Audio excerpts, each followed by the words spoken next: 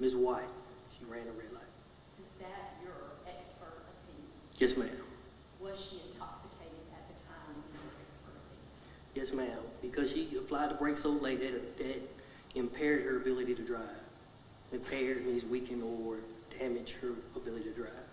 And in fact, her blood alcohol level, you had a test of, is that correct? Correct. You had it drawn. Her blood drawn. Correct. To prove whether or not she was intoxicated or not, correct? That is correct.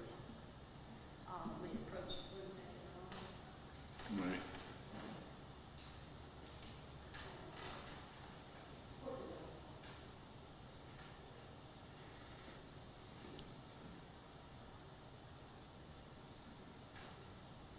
I tender, Your Honor. No more questions. All right. All right. Smith, you can step down. You'll be excused.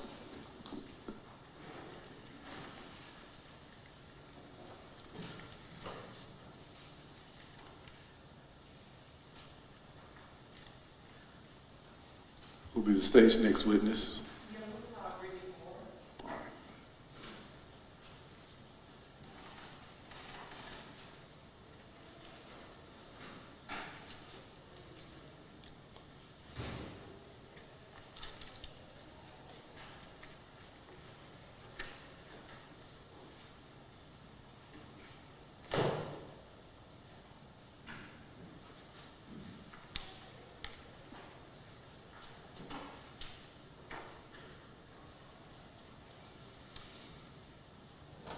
Raise your right hand this morning. Do you solemnly swear or affirm testimony you're about to give to be the truth, the whole truth, and nothing but the truth? So help you God. All right, be seated.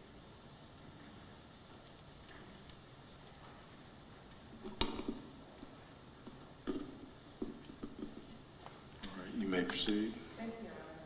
Could you please spell and state your name for the record? It's Britney Moore, Brittneymoore. Ms. Moore, where are you currently employed? In an emergency department in Jackson area. Okay. And what's the name of that department? It's Baptist Medical Center. Okay. Were you employed there on November 1st, 2021? No, it was not. And where were you employed then? Married Health Central Okay. And what department were you employed? in the emergency room. Okay. And what are your duties and obligations in regards to emergency room care? Well, for Married Health Central, I was the charge nurse for the emergency department, so I basically oversaw the whole department, gave the staff assignments, worked with the doctors to get patients admitted and that kind of thing. Any other day, you take care of your patients as any other nurse would. Were you on duty that night that the defendant White came to the emergency room? Yes, ma'am. And could you explain who she came to the emergency room with? She came to the emergency room with Trooper Smith Okay. And what was the purpose of her coming to the room?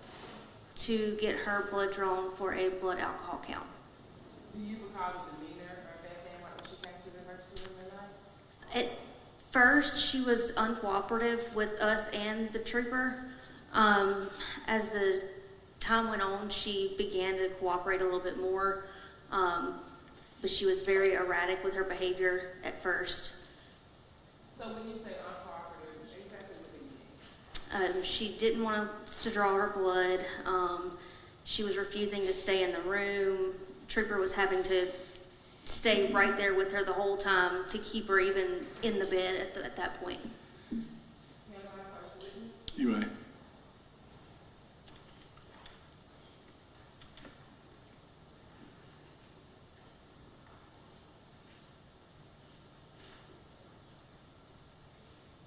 I'm not showing you what has been marked as state evidence SA.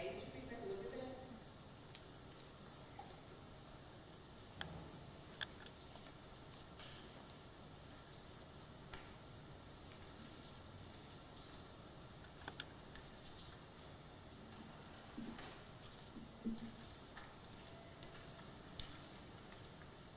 Are you familiar with that? Yes, ma'am. Could you please describe to the jury what that is? This is the search warrant that I was provided with when Miss White came into the emergency department. Okay. And so what is your procedure once you receive that search warrant from office? What do you do? The officers will hand us the search warrant. We'll read the warrant. They normally come with their own kits for the blood draws. that have their own supplied blood tubes in them. Once we've been supplied with that kit and the warrant, we then draw the blood of the individual and then hand the sample back to the trooper or officer.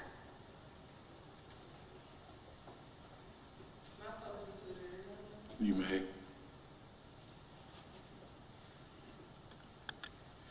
And so once you draw the blood and everything, what is your procedure for noting that you did that?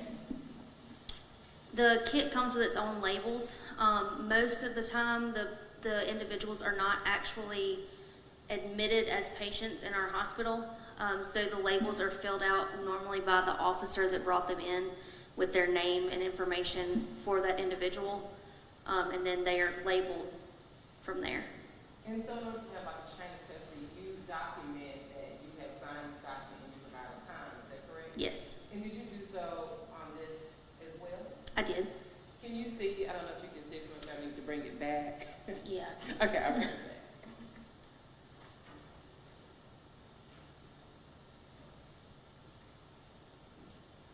After you look at that, did you know, say to the jury, what time you did that procedure? The blood was drawn at 9:25 p.m. Okay, and what else on here notifies us that you were the person that did it? I've signed it to where it was drawn by me, and then it was also received from me back to Trooper Smith. Okay, and you provide a time for that as well? Yes, I think that says 9:28. And after you drew blood from Beth Ann, when she first appeared to the hospital, what if anything did she advise you of? She had any injuries or anything like that? Not upon arrival, no. She did not complain of anything originally.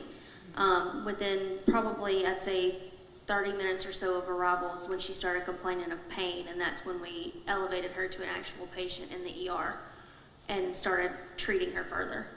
Okay. And did you all have any problems with her as you were treating her like that? She was, for the most part, at that point, cooperative. She was still very forgetful of things, asking repetitive questions about why she was there, so on and so forth in that nature. But as far as cooperative at that point, she was fairly cooperative. When she arrived to the hospital before you drew the blood, did you all administer any medication to her? No, we did not. Was there any alcohol being served to her as she was there? No, there was not. And when she was in the room, was she pretty compliant and say that she was supposed to stay the entire time she was with you all? No, she did not. Could you please explain when you say no, she did not believe you about that? There were 2 instances that I am aware of for sure that she did leave the room that she was supposed to be in. One, she left the room and made it down the hallway and out the side entrance of the ER. We did see her leave the room that point in time, and we were able to go and get her, and she did cooperate and come back with us. There was an instance later on in the night, though, that she left out of the room when nobody saw her. We couldn't find her, and then we finally found her outside on the curb. All right. Yeah, I said the witness. All right. Any cross-examination? Yes, Your Honor. All right.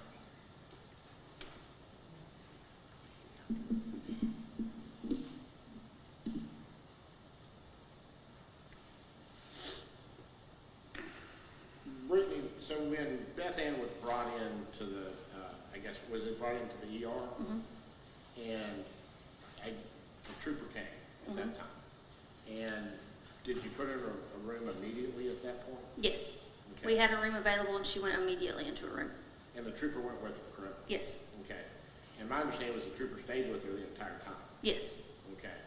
And so as long as he was with her, and the trooper said he stayed all night, is that correct? He was in the department all night long, yes. Okay. And he was sitting there monitoring her and everything. Okay. And you said at some point that Beth goes outside? Yes. Okay. Didn't she go outside to smoke?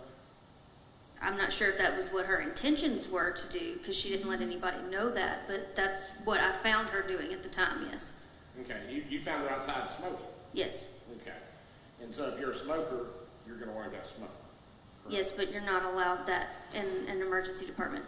Once you are admitted as a patient and you have an IV, you are not allowed to leave the emergency department. Okay.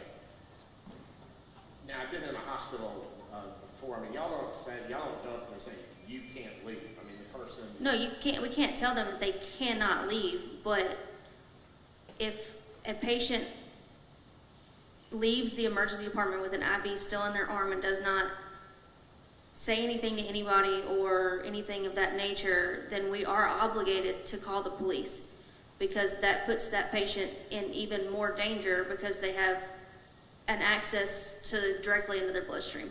Right, I definitely understand it. And she went outside to smoke at that point. Correct. Okay. And then when you said, hey, come back in, she came right back in, right? She didn't... It wasn't just as easy as, oh, let's come back inside. I mean, she was hesitant to come back in, and it took me convincing her to come back in, but she eventually did come back, yes. Now, she got admitted into a hospital on the back end, right? Yes. And she got admitted as a code B. What is that? I honestly have no idea what a code B is. Well, you have... We have traumas that are either an alpha or a bravo. Okay, this would be a trauma that's a Bravo. Yes, so our traumas are categorized as alphas or bravos. Alphas are the higher level traumas. Bravos are more of they're still dangerous, but they are not as in immediate danger as an alpha level trauma. And she actually had she had internal bleeding, I think. She did. She had broken collarbone. She did. Okay. And those are all things that right when she came in, I guess nobody saw that or... No, she had no obvious signs of damage to the outside of her body. Right. And then the longer she was with you, then it became more painful, and she started to complain, and yeah. And it looks like it's about, I think you said the blood draw was at, was it 9.5? Uh-huh. And so she stayed there for a while. I mean, She did. She was, I don't know exact times, but I want to say, if I remember correctly, that it was at least well after midnight before anything was ever actually done. And one of the things I was going to ask you about, you were able to observe like some of her I guess how she looked, correct? Correct. And her eyes were fine at that point, correct? I didn't notice anything about her eyes. Pupils not dilated, anything like that? Not that I saw at the time, but I wasn't honestly not looking directly at her eyes either. Okay. But being a registered nurse, you're an RN, correct? Yes. And being an RN, those are things that you would notice. Yes, once I actually assess a patient, yes, I would notice it, but at that point in time, she wasn't my patient to do that much of an assessment on. Okay. May I beg the court's indulgence? Yes.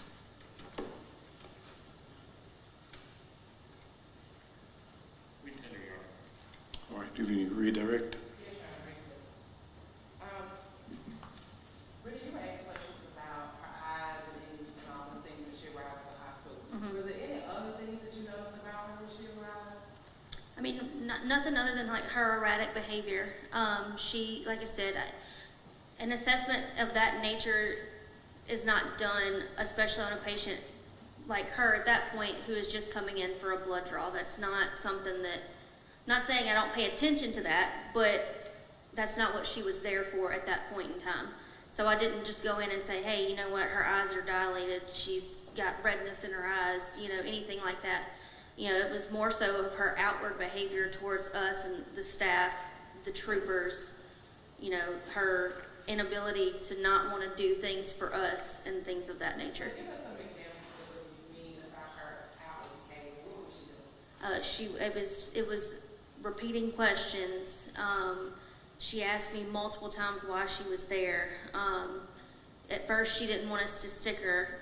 She refused to let us stick her. She refused to let us start an IV once she was an actual ER patient. She was loud. She was frantic. What, if anything, did you smell on the person? I don't recall smelling anything. I just really don't remember that. And you were asked her when she got brought to the hospital, why did you do an assessment of her? So based on your testimony that you said when she initially arrived, it was there to do with the blood draw. Right. Okay. And at that time, what did she advise you what was wrong with her? Nothing. And so later on, when you were advised that she had an issue, she was there for a visit in the hospital for treatment. Correct. No other questions? All right, you may step down, you can be excused.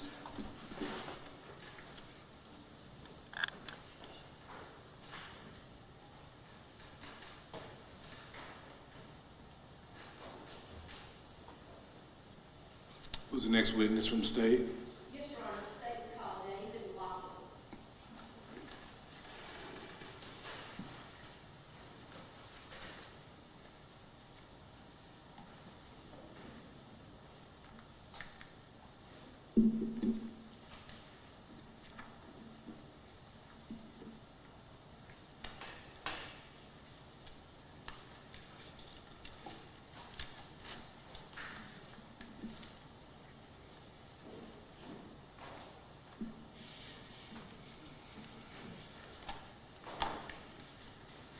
Raise your right hand. Do you solemnly swear or affirm testimony about to give the truth, the whole truth, and nothing but the truth? Be seated.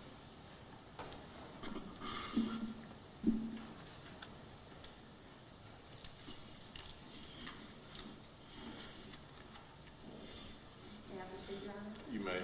Good afternoon. Good afternoon. Could you state your name and spell it for the record, please? Yes, ma'am. My name is David Lockley. My last name is spelled Lockley. And Mr. Lockley, where are you employed?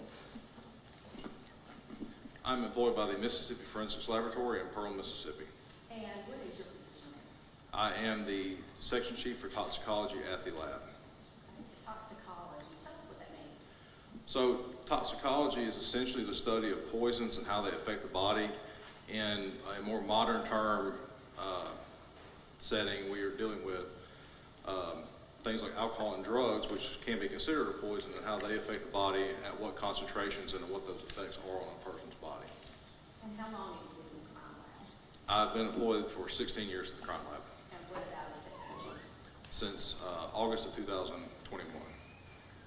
And can you give us the benefits of your education? Yes, I earned a Bachelor of Science degree from the University of Mississippi in forensic chemistry. Okay. And do you have any certifications? Yes, I am certified by the Mississippi Forensics Laboratory in both alcohol and drug toxicology. As well, I am certified by the American Board of Forensic Toxicology. Okay. And have you been recognized as an expert in courts in this state? Yes, I have.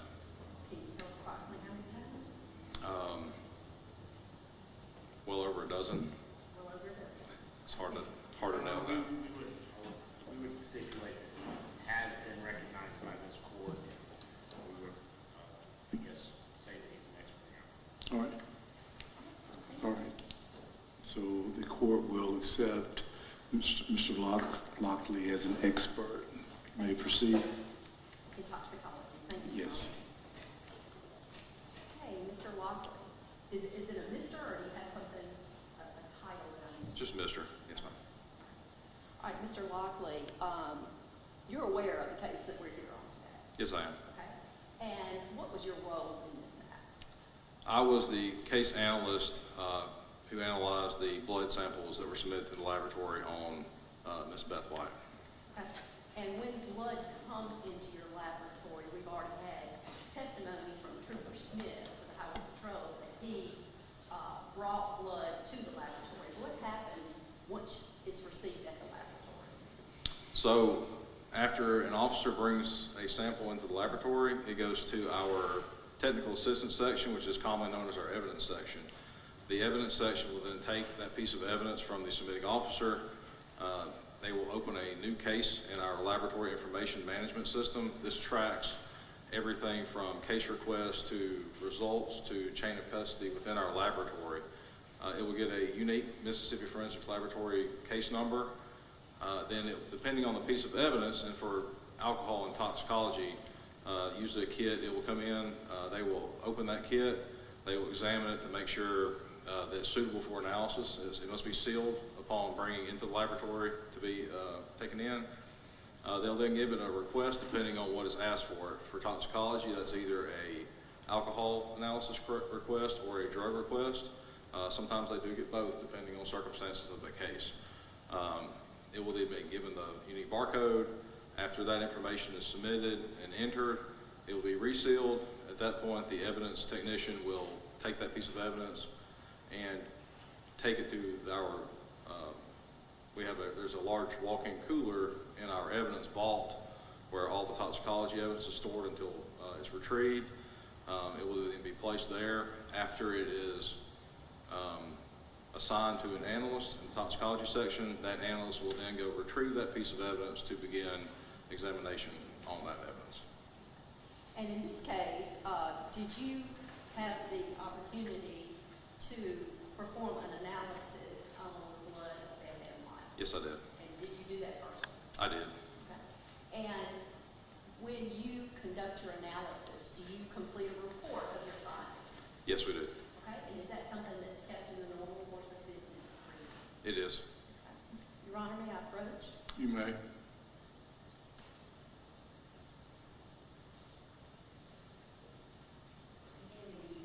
Two documents.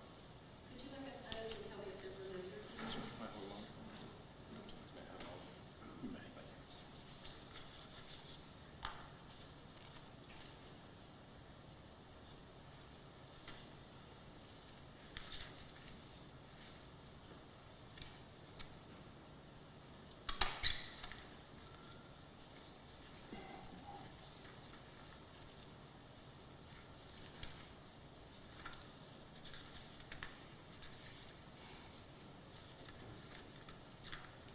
Yes, I do. And how are they familiar to you? What I've been handed is copies of 2 Mississippi Forensics Laboratory reports for case number 21-016031. These are copies of the alcohol and drug analysis reports that I issued. Have they been altered in any way? Not that I can tell, not to my knowledge. Your Honor, we would ask that they be admitted as an exhibit to Mr. Lockwood's testimony. Any objection? No objection, Your Honor. They can be admitted.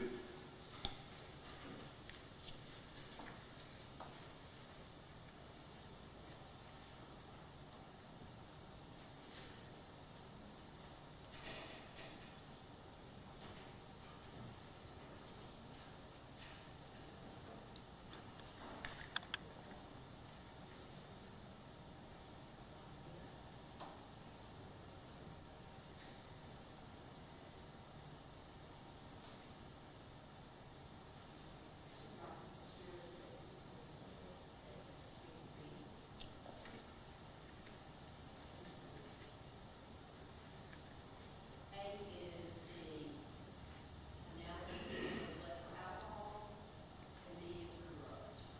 All right. Mr. Lockwood, you by any chance have a copy of the report with you?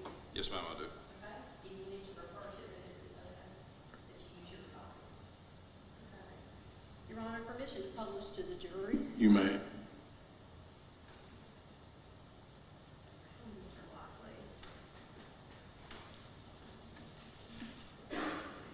Okay, so in this case, you've already said that this is Beth and White's blood, correct? That's correct. Okay. And tell us about your analysis of her blood. What do you do on an analysis for blood alcohol levels? Sure. So when a case is analyzed for alcohol and other volatiles, once I receive that kit into my possession, I will then open that kit, make sure that all the information is correct from the kit versus what our laboratory information management system says it is. I will then create a worksheet that notes anything that I see with the kit. For example, how many tubes or specimen containers are in there, what type they may be, whether they be gray top tubes or specimen containers, what type of sample may be present, such as blood or urine, and how much of that sample is present. And then I will make notes of things like if the tubes are labeled, how they're labeled, if they're in a sealed condition or if they're not sealed. After that, worksheet has been finished, I then take a small sample, a small portion of that blood. I then place it in a glass vial, and then I analyze that sample using an instrument called a headspace gas chromatograph. This instrument separates components of a mixture such as alcohol from the blood sample. Then based off of the data that it collects, I then interpret that data and issue a report as to my findings. Okay, and that's what you did in this case?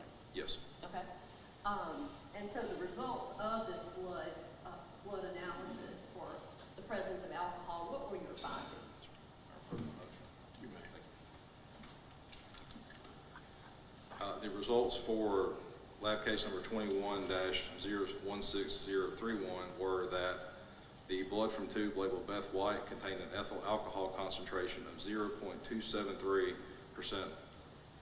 Now, I see a plus or minus here. Plus or minus 0.016%. What does Yes, that ma'am. mean? So, our laboratory being accredited by the American National Accreditation Board, the ANAB, one of the things we're required is for any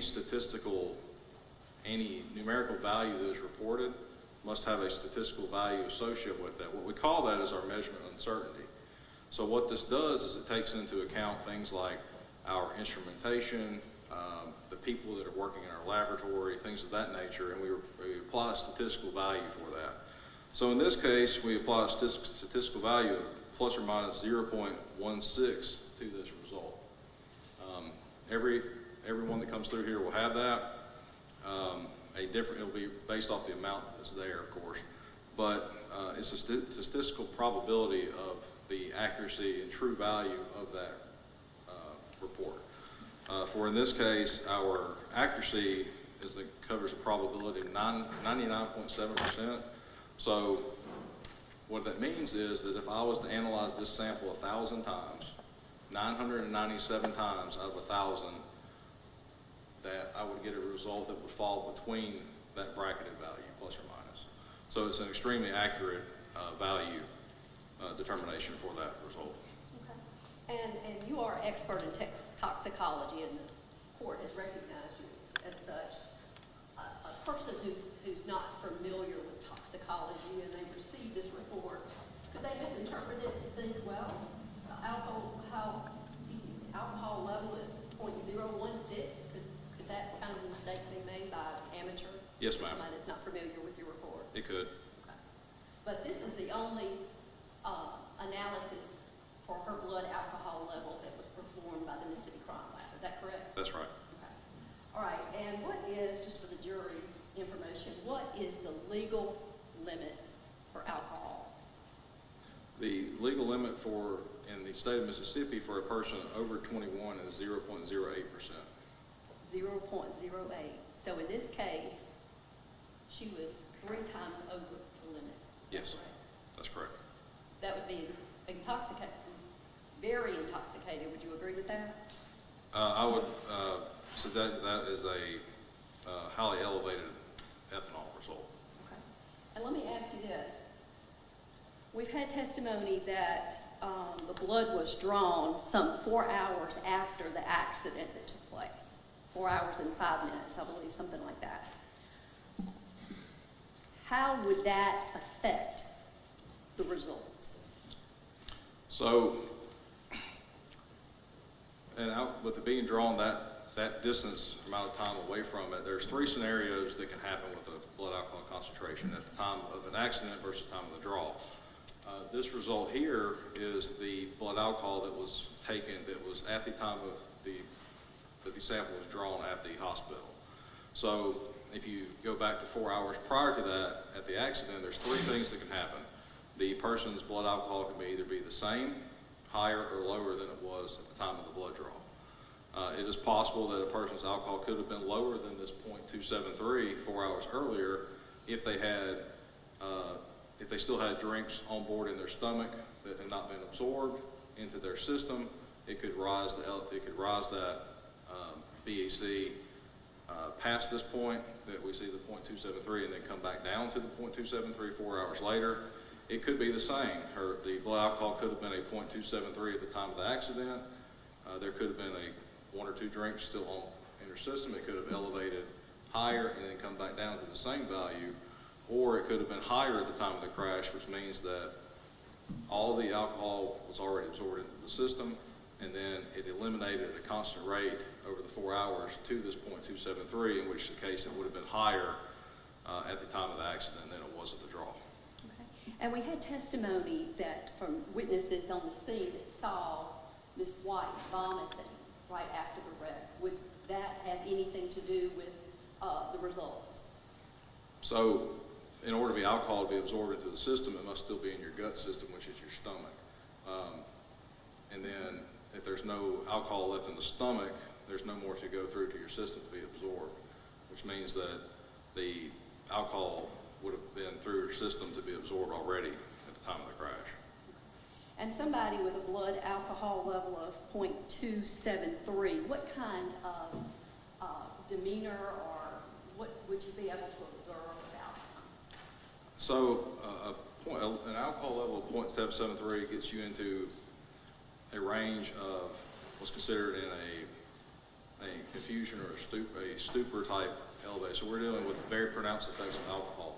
So at low levels of alcohol, you're dealing with things like euphoria, and you're dealing with those joy feelings, right? You're having somebody who's extremely social. They're very talkative, right?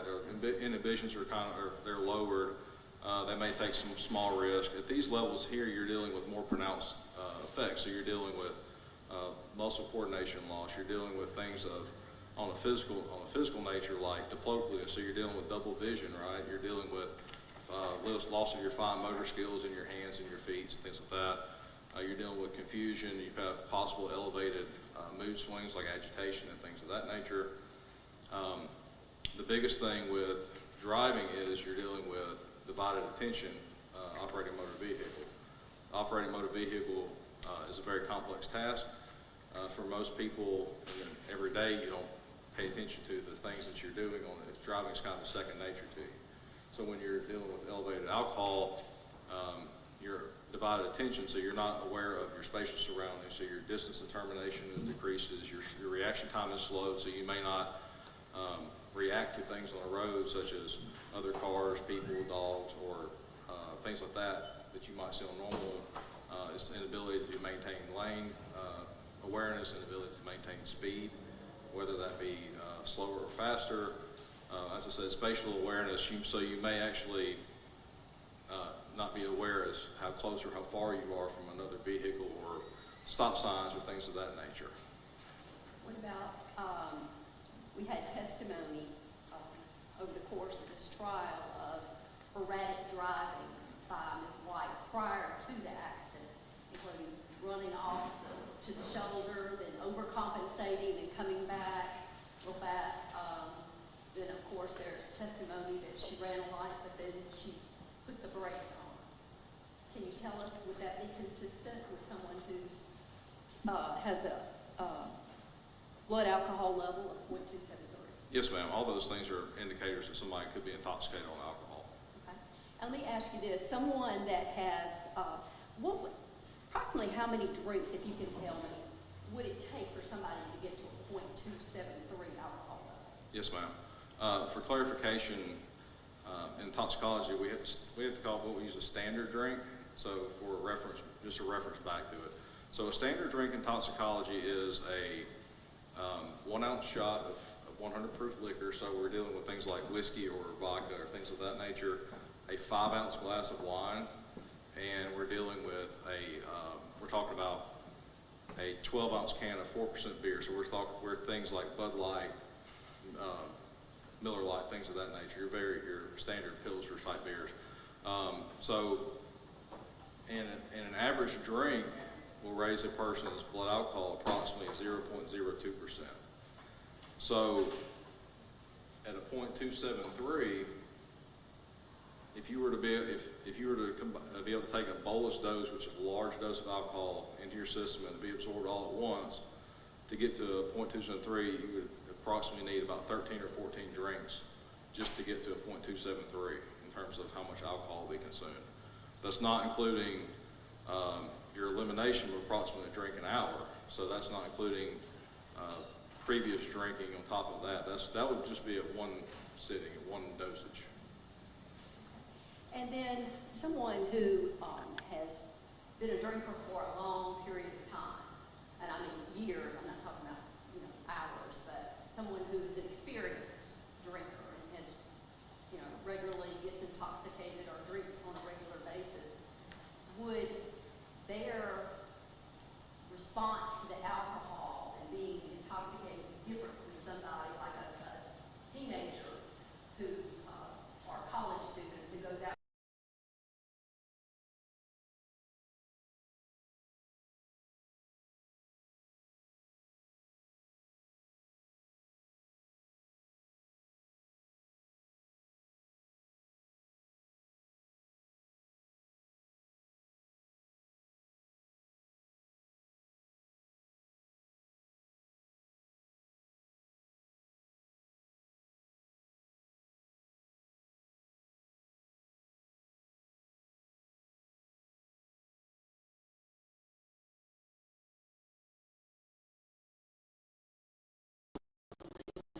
Time of the wreck, some 4 hours before the blood draw. So unless there was alcohol consumed post-crash, all the alcohol that would have been in her system would have had to be there. So at that point, she would have been under the influence of alcohol at the time of the crash. And the likelihood of being under a 0.08 would be extremely low due to the amount of alcohol that would have to be ingested and present in the stomach contents to be absorbed after the crash. And again, in testimony, she was vomiting. So how did that come into place? Again, if a person expels or vomits containing the contents of their stomach, there would be no more alcohol left to absorb into that system. And I also understand that the second part of the analysis was dealing with drugs in her system. Is that correct? That's correct. And could you tell us about your findings there, please? Yes. And I believe that's S16B.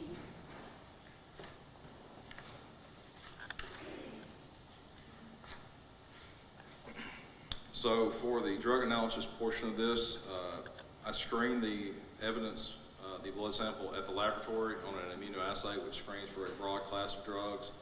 It screens for classes of drugs like amphetamine, methamphetamine, cocaine,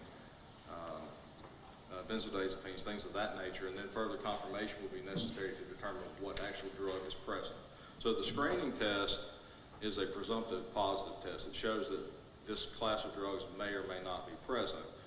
In this case, it screened positive for benzodiazepines, cannabinoids, which is marijuana, dextromethorphan, opioids, and as well as tricyclic antidepressants. At the time, quantitations were not being performed, so a aliquot of that sample was sent to National Medical Services, which is a reference laboratory in Pennsylvania that we use for analysis that we cannot perform ourselves. And at that point was found caffeine, cotinine, which is a nicotine metabolite, delta-9 carboxy-THC, which is the inactive metabolite of marijuana, hydrocodone, amitriptyline, and its metabolite nortriptyline.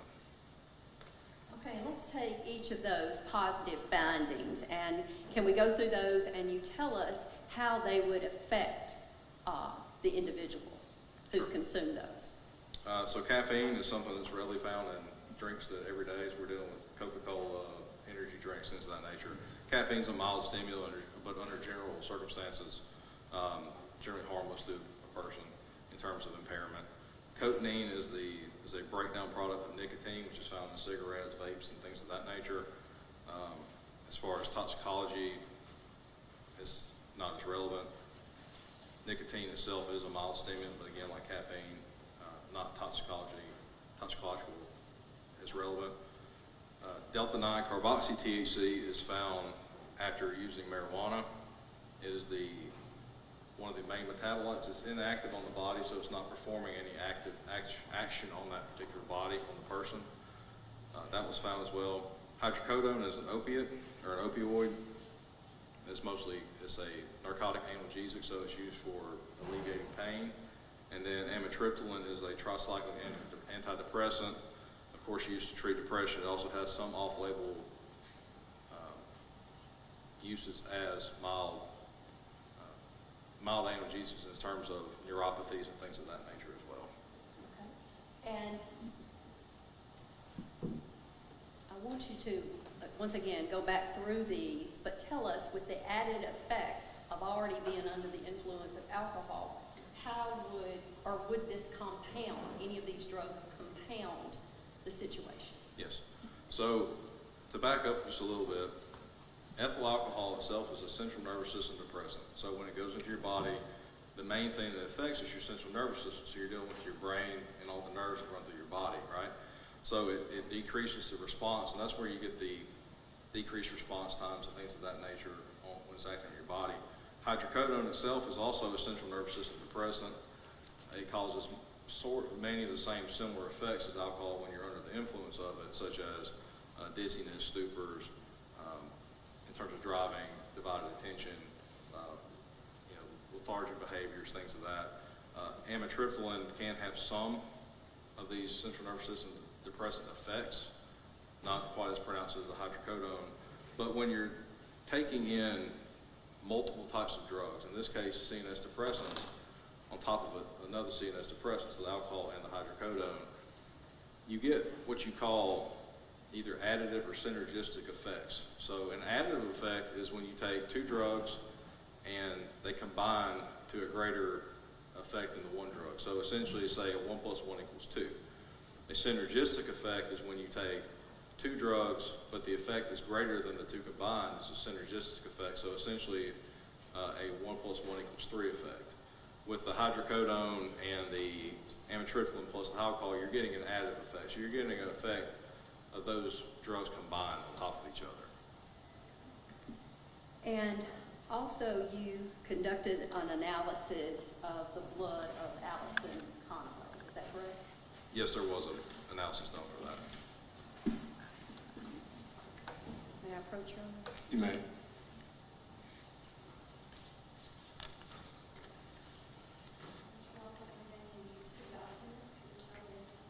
You recognize that? That's right.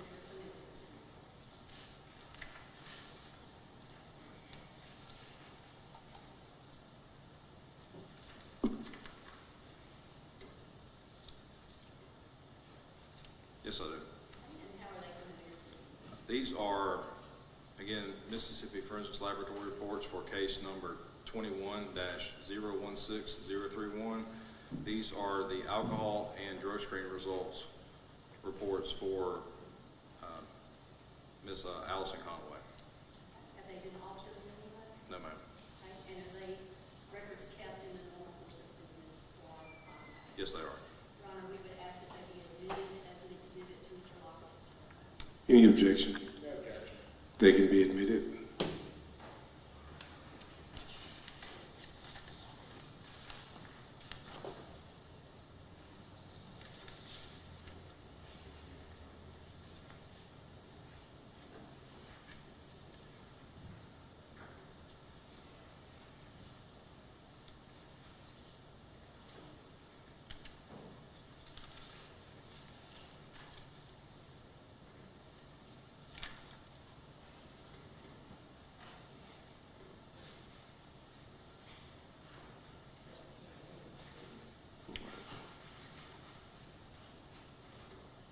Permission to publish, Your Honor? You may.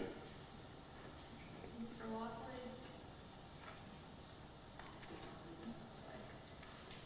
For Allison Conway's alcohol blood level, what were the results? Yes, ma'am. So the results for Allison Conway's were that the blood from tube labeled A Conway were negative for volatiles, as well as the vitreous fluid from tube labeled A Conway were also negative for volatiles. And so there was no alcohol in her system whatsoever? No, ma'am. Is that correct? Yes. What about any other drugs in her system? The drug screen also showed that no drugs were present in the blood or the urine from this kit. What's the role of the Your Honor? All right.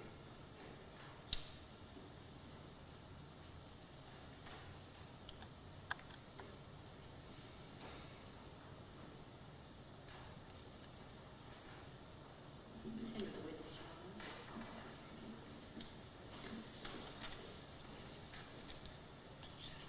All right, you may cross-examine the witness. Thank you, Your Honor. David, we've had a couple chances to chat about this case, is that correct? Yes, sir. Okay. And I think we've gone over everything, and I'm going to cut to the chase on it. Okay, at the time of the driving, you can't tell this jury that she was above the legal limit, correct? No, sir, I cannot. Okay. And in fact, you can't give any number of what her blood alcohol was at the time of driving, period, correct? No, sir, I did not perform a retrograde extrapolation to determine what that possibly could have been. Okay, so what you're doing today, what you're testifying about, is there was a blood test that was 4 hours, 5 minutes after the time of driving. And I think your own testimony is that blood or alcohol in your body does not stay the same. It's either going up or it's going down. Something's happening. Would that be correct? Yes, sir, it's either rising, falling, or at some stasis it will come to equilibrium for a short period of time. Okay. So whatever it was at the time of driving is not going to be the same at the time of when the blood draw was, because so much time had gone by. It could have been the same if there were still drinks to be absorbed. Yes. And that's information we just don't have. No, sir. Now, let's talk about the levels, okay? Because you're saying that she would have been under the influence. Your professional opinion or your expert opinion is that she would have been under the influence. Is that correct? Is what you're saying? Anytime that alcohol is in your system, you're under the influence of that particular drug, yes. So even though, okay, and just so we're getting this correct, you're saying the moment you take a sip of alcohol, you're under the influence, correct? Yes, sir, to varying degrees, though. Okay. And so, at what level does it start to affect you? So, excuse me, sorry. Depending on a person's history and usage with alcohol, it can vary. There are some people that are extremely intoxicated at very low levels, such as a 0.0405, and there are some people that take much more than that before they start showing what a layperson might consider normal signs of intoxication. Would that, I guess, is there a term? It's like 0.01 to 0.05 is what they call subclinical. Yes, sir. Okay, so that's your time when not everybody, because this we're getting to another area, but for most people, 0.1 to 0.05 is when signs and symptoms of being under the influence are not present. Yes, to a general layperson, right? Yes. Now, isn't it true that alcohol affects everybody differently? If I have one drink, it's going to be a difference than if you have one drink. Would that be correct? That's correct. Okay. Size matters. Okay. Body mass matters. I guess if you're a male or female, those things come into play. Is that correct? That's right. Okay. So it's hard to categorize exactly how alcohol is going to affect a single individual. Is that correct? That's right. When we talk about ranges, if you're referring like the Kurt Dabowski's chart, Kurt Dabowski was an innovator in the alcohol field back in the 1960s. He established a lot of ranges of what you typically would see within these ranges of individuals. They cover different things that elevated alcohols versus lower ones and things of that nature. But yes, generally alcohol itself is a dose-dependent drug. So at lower concentrations, you see less pronounced effects than you would at higher concentrations. So as they go up, the effects of that alcohol on the system affects a person more greatly. Okay. And it's like your next level after you go from the 1.01 to the 0.05, you get into what we call the euphoria range, which is going to be 0.03 to 0.12. Would that be correct? Yes, sir. That's the Kurt Dabowski's euphoria range. That's the mild excitement, things of that nature. Your talkativeness starts to increase, your sociability, things of that nature, I believe. And then that's when you start having the diminished attention and things of that nature. Yes. And that's also where our legal limit comes in at 0.08, correct? Yes. Okay. Then the next level is going to be excitement. I believe so, yes. And that's going to be 0.09 to 0.025. I believe that's what his chart shows, yes. Okay. And that's when you start having a lot of issues, is that correct? That's correct. Okay. And you're going to have a lot of issues with being able to stand up, just being able to function normally whatsoever. Yes, at that level, a layperson starts to notice the pronounced effects of ethanol on a normal person. And so the biggest thing, I guess, that they've come up with is showing the effects is balance and motor coordination, correct? Yes. Okay. And so then your next level is the confusion. Confusion's 0.18 to 0.3. Yes, that sounds familiar. And that's where this DUI would have, or I guess 4 hours, 5 minutes afterwards, that's where this DUI, that number would have come in. Yes, that's correct. That's correct. And then you have what they call stupor, which is just, you're not doing anything. I guess you're sort of done at that point.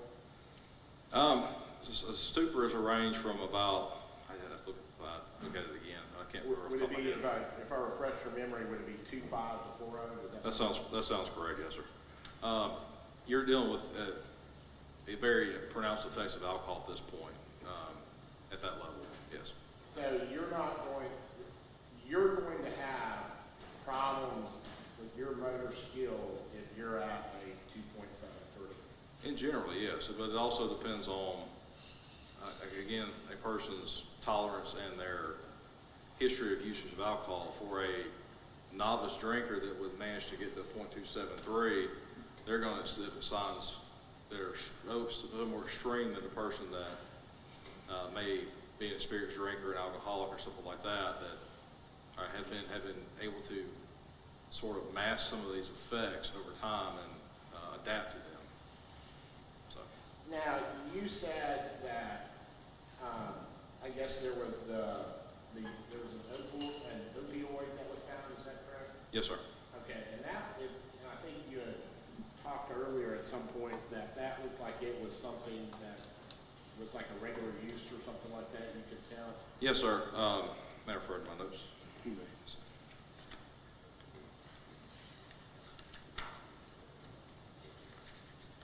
Yes, sir. So, when classifying drugs in a person's body, I typically use scales of either therapeutic or non-therapeutic usage. So therapeutic usage is, say, a doctor prescribes you a drug, you use it towards his recommendations, you should have a concentration in your system of approximately this much. Studies show that as you use a drug, after a single dosage, it rises your blood level to a certain level. And then you have what you call non-therapeutic or abusive levels, which are more than in your therapeutic levels. In this case, the hydrocodone was determined at 11 nanograms per milliliter. In terms of usage, that appears to be in a therapeutic range. But then again, just because the drug is in the therapeutic range does not mean it's also not impairing on a person as well. And is there any way that you can look at a person and just say, hey, they are under the influence of hydrocodone?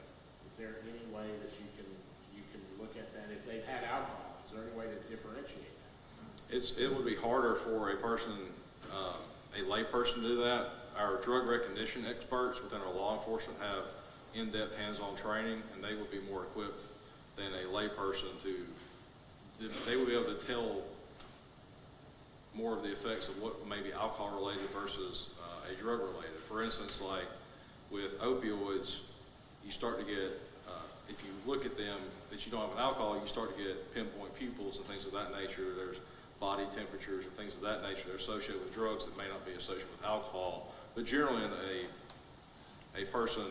lay person without smelling, if they smelled alcohol in a person, there's hydrocodone, they probably wouldn't be able to tell if that was there. And on a scientific level, it almost would be impossible to differentiate something like that, would it? I'm sorry, by scientific.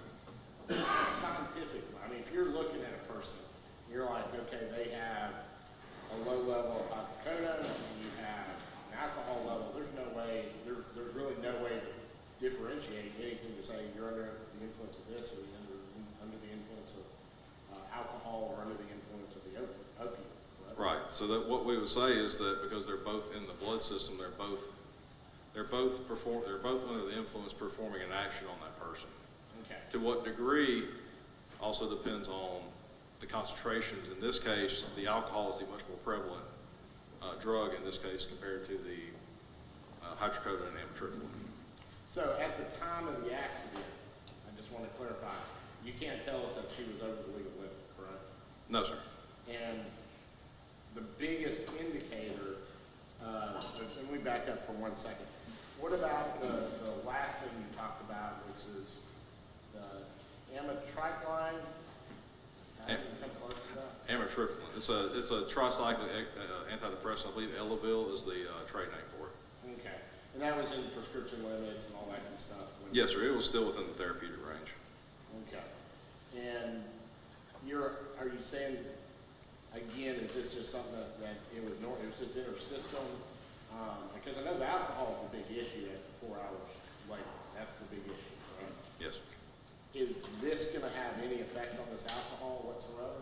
No, sir. They do not contradict each other. They're not competing with each other. Okay.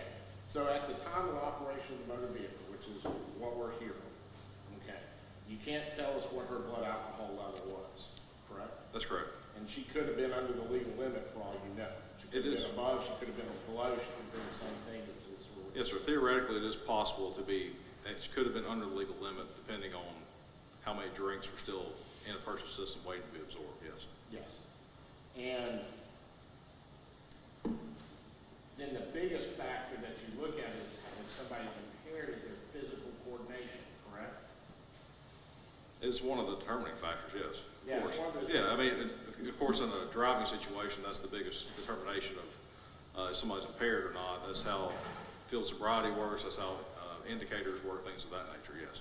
So if there's no testimony in Beth Ann White's situation that there was any type of physical impairment, balance issues, any of that stuff, wouldn't that be a good indication for this jury to look at to make the determination that she wasn't under the influence at the time of the drive?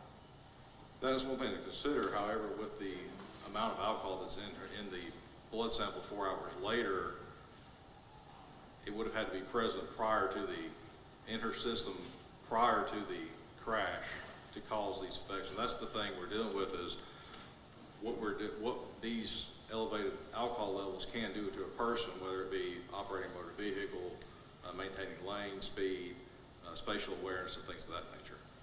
Well, if it's possible for her to be under the legal limit, that means she's not having all these effects, correct? Not necessarily. Just because a person has a 0.8, that's the legal limit for everybody, does not also mean that you're not exhibiting some of these effects at even lower limits. And you can have a higher limit and not have the effects, correct? A lot of times if you have a higher limit, a person may not notice the effects on, say, themselves, or somebody else may not know as in the general setting. Say people are sitting around, they're having drinks and things of that nature, they may not observe those visual effects until they start doing more complex tasks like driving, for instance. And that's when the divided attention and the impairing effects of the ethanol really start to show what they're doing to a person. So having an accident and having something to drink doesn't mean that you're under the influence, correct? No, well, you are under the influence, but in terms of impairment, that's a different degree of. And so when you're, just so the jury understands, when you're saying under the influence, the moment you consume any amount of alcohol, you're under the influence, but that's not, you're looking at the impairment. Yes, sir. Okay. No further questions.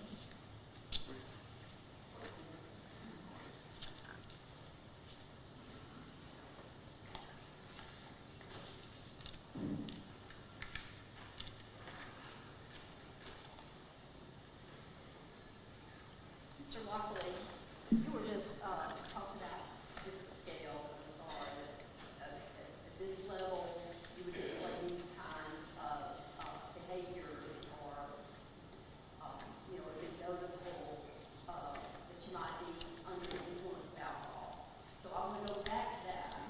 And there was testimony that prior to this accident, just minutes before this accident, that Beth Ann White was observed road, overcompensating, come back in too far, even at one point looking like she was fixing to go into the oncoming traffic, clear over the median, but compensated again and came back.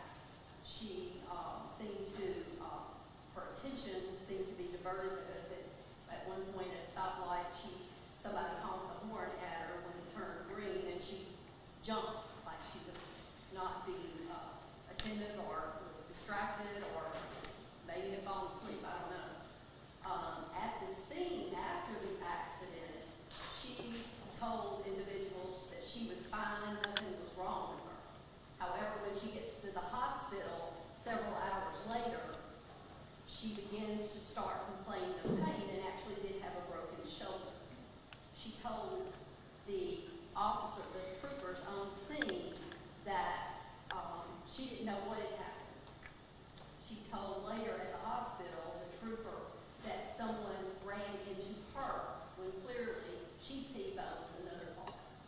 Now, I understand you cannot put a percentage of her blood alcohol at the time of the wreck, right? That's right. Because it wasn't drawn. That's right. But based on the information and based on the additional information that everyone that came into contact with her said that she smelled alcohol, that it was very strong. Can you say, in your professional opinion, that she would have been intoxicated at the time of that wreck? Based on the behaviors that were observed, her driving, the fact that she reeked of alcohol, that she was clearly confused, she didn't know what happened, and then confused to the point of saying that somebody ran into her.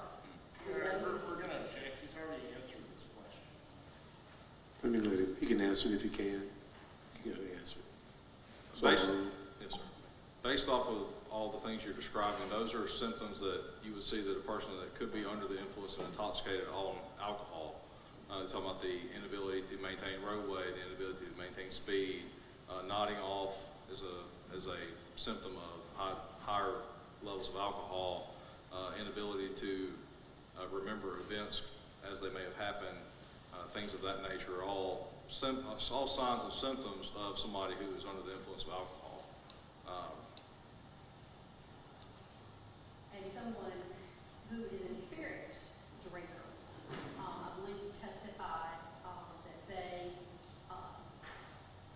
may not show those signs as readily as someone, a novice drinker that has just started drinking. Would that be correct? That's correct. Okay. And you said body weight comes into effect. What about a 135-pound individual who 4 hours later has a blood alcohol of 0.27? So, body weight is one of the factors that goes into a person's ability to, of how much their BH, their blood alcohol concentration may rise after ingesting alcohol. So, for instance, we say a person who's 135 pounds versus say a person who's 200 pounds. The person with less weight would generally take less alcohol to get to the same level as a person that is much higher. So, for instance, if a person that is, say, 200 pounds takes 5 drinks to get to 0.08, hers may take less than that, may take 4 drinks, for instance. So it may take less alcohol to get to the same level because of body weight and volumes of distributions and things of that nature. And again, the person that was displaying the behavior at the time of the wreck, would it be your opinion that they were not only under the influence because they had consumed alcohol, but they were, would it be your opinion that they were more than likely over the legal limit at that point? Due to the high concentration of alcohol, it would be more than likely over the legal limit at the time due to the amount of drinks that a person would have had in their system to be under 0.08 at the time of the crash and then to rise up to a point and then to get back down to that 0.273. It would take a large amount of alcohol in a person's system at the time of a crash, notwithstanding vomiting or something like that in their system, to rise to that point and then to come back down. So, I guess I'm a little bit unclear. It would be your opinion that she was over the legal limit at the time of the crash based on the surrounding circumstances? It would be most likely, it would be highly improbable to be under that threshold at the time of the crash. Thank you. No more questions. Step down, you'll be excused.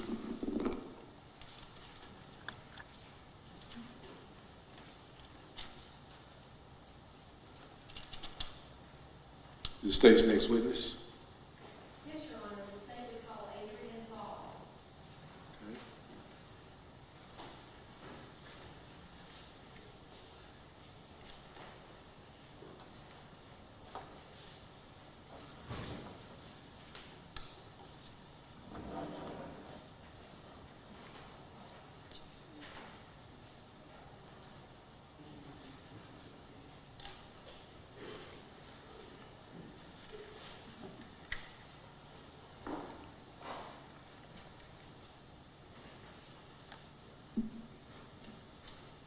Would you raise your right hand? Do you solemnly swear or affirm testimony you're about to give the truth, the whole truth, and nothing but the truth? You be seated.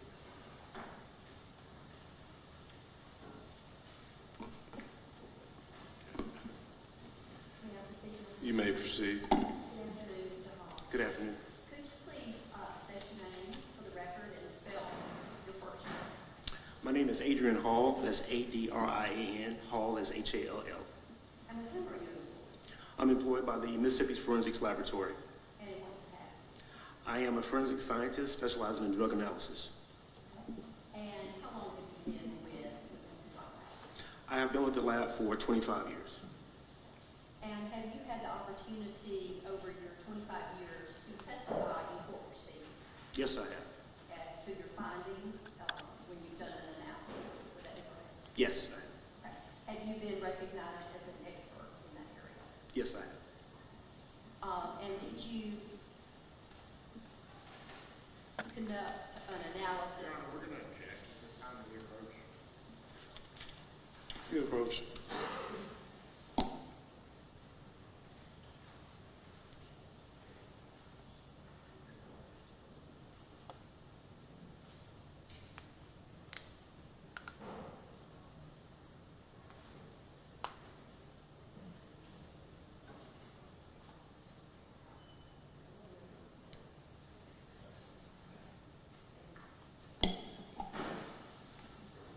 You may proceed.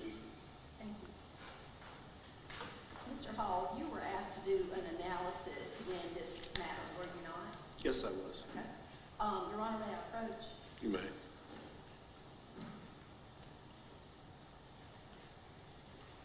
I'm handing you what's been marked as Exhibit 5-7. I'm going to ask you if this is familiar to you.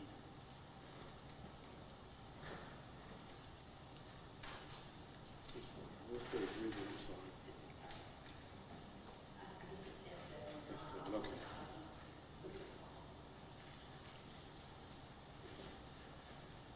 Yes, I can. And is that the substance that you did an analysis? Yes, it is. Mr. Hall, did you do, am I calling right, Mr., or should I call you something else? Mr. Hall. And you conducted an analysis, and did you prepare a report as to your findings? Yes, I did. Okay. And is that a record that's kept in the normal course of business there at the Mississippi Crime Lab? Yes, it is. Okay. Your Honor, may I approach? You may.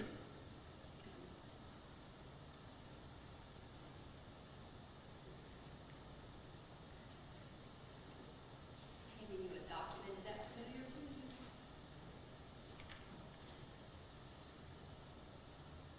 Yes, it is. Okay. And how is that familiar to you? It is a certified Mississippi Forensics Laboratory report that was issued by myself. I can recognize it by the lab case number 21-16031 and my signature on the report. Okay. Has it been altered in any way? No, it is not. Your Honor, we would ask that it be admitted as an exhibit to Mr. Hall's testimony. Any objection? It can be admitted.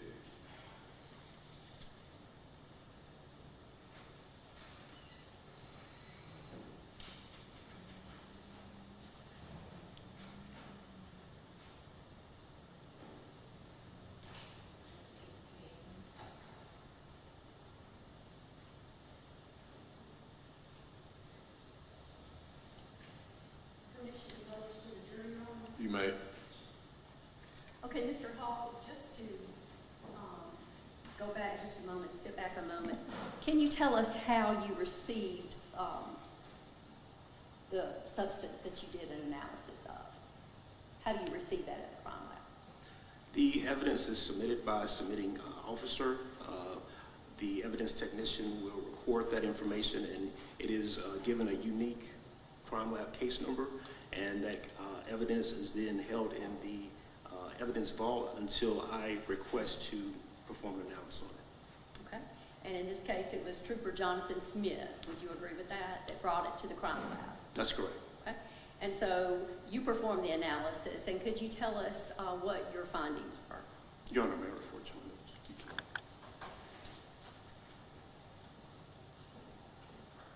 In this particular case, evidence was found to be cannabis in the amount of 5.78 grams plus or minus 0.06 grams. Indulgent, Your Honor? All right. No more questions? You may cross-examine. All right. All right, Mr. Hall, you can step down. You'll be excused. Thank you, sir.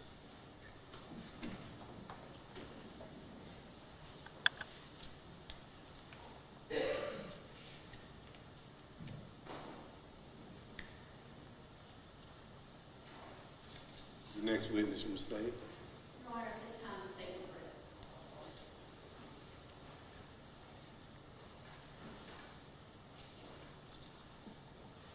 rise. Ladies and gentlemen, I'm going to excuse you for your afternoon recess. Again, do not discuss the case among yourselves or with anyone else. You'll be excused to the jury room for 15 minutes. You're now excused.